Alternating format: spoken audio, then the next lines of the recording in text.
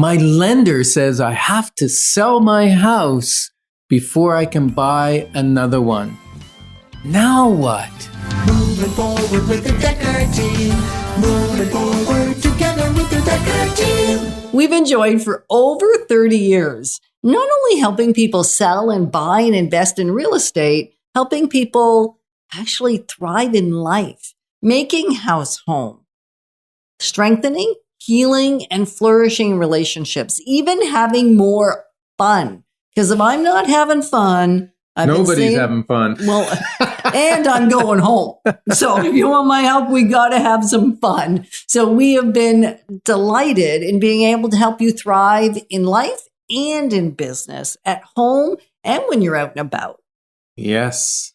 So many people are in that situation of having to, the lender saying we have to sell before we can buy.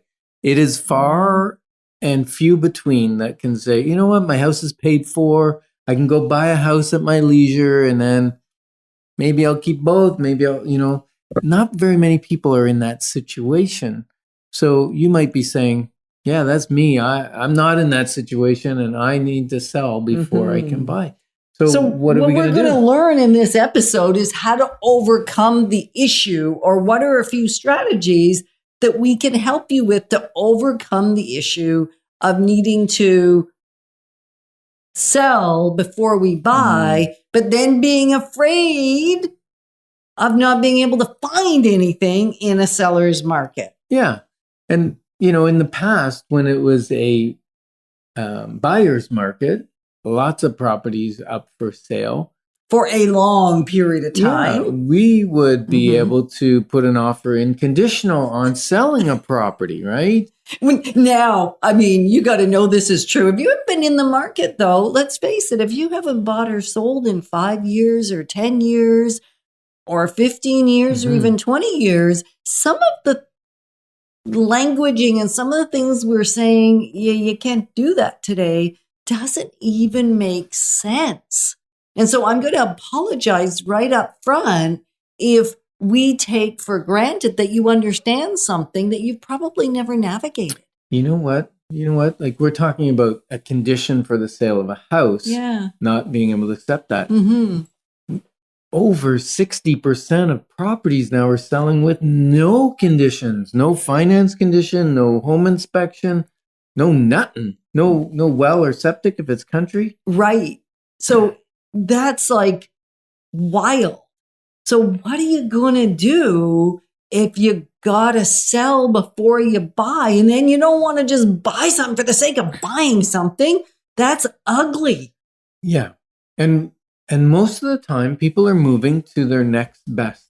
They're moving to their best next situation for their life. Because the one they're in is no longer best. It maybe was best at one point, and now maybe it's in the wrong location, or it's too small, or there's no home office, or maybe there's not 2 home offices, or maybe there's not enough outdoor space. It just doesn't work for who we are anymore. Or maybe I have no kids at home, and now I need a bigger house so that the grandkids can come visit. Yeah, and recently we helped a couple, a beautiful young couple with two little kitties. Not kittens, but children. And let's call them T&T just to keep their identity private. And they were in a smaller home. Yeah. And this home was really squeezing their lifestyle because they had one of the parents lived with them to help look after the kids. They're both employed.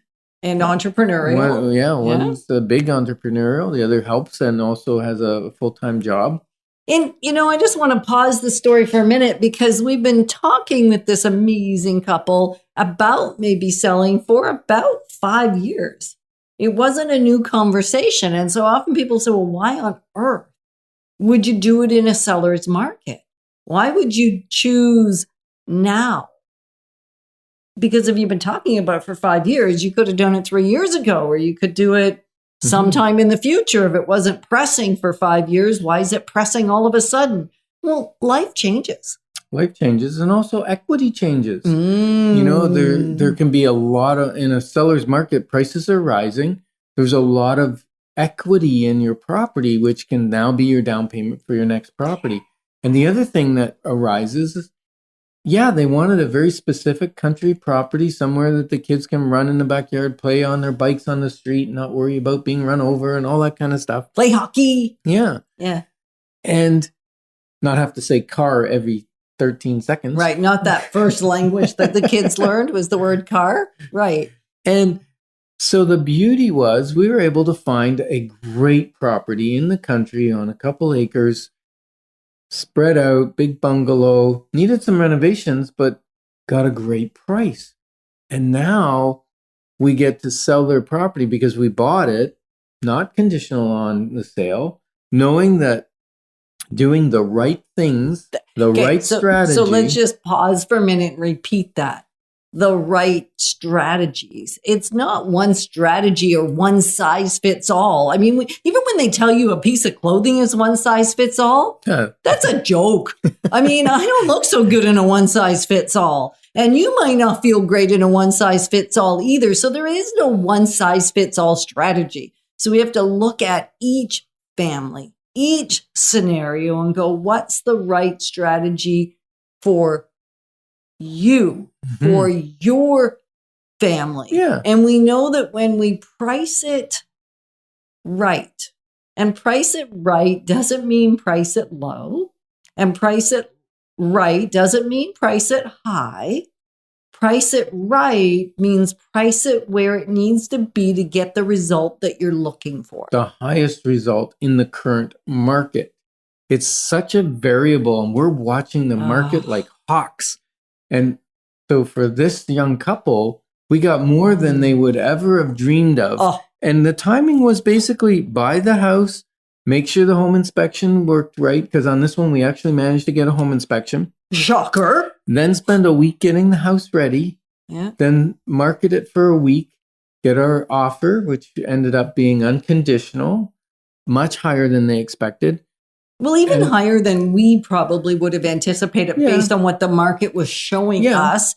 And they did their work to prepare the home. It was already 90% ready. And then we had a second strategy session to say, what's those last things we need to do that's going to make the difference right now in this market? And what we did was we did worst case scenario. Right. What if we only were able to sell it at this price? Can you still buy that house? Does everything still work? And it did.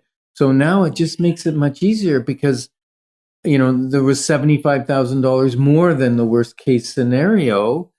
And so now they're laughing. And with lower interest rates, I believe their payment on this new single home in the country is going to be the same or less than what they were paying on their other property. Right. And for us, there was a time where we actually bought a house without having sold a house. We shouldn't have done it. We were not positioned to do it. And yet, because the interest rates had dropped, even though we moved to what was then our dream home and left a very small, undesirable property that was a starter, and we all need to get to start somewhere, we actually had lower payments in the new place, although we paid a lot more for it because the interest rate matters. So there's not one thing to think about. There's probably about 10 things to discuss and think about. And that is what we would assist you in doing. Yeah. It's just get that advice, get that, make some sound decisions. And, you know, there's a little quote. And you know what? I didn't write down who said it.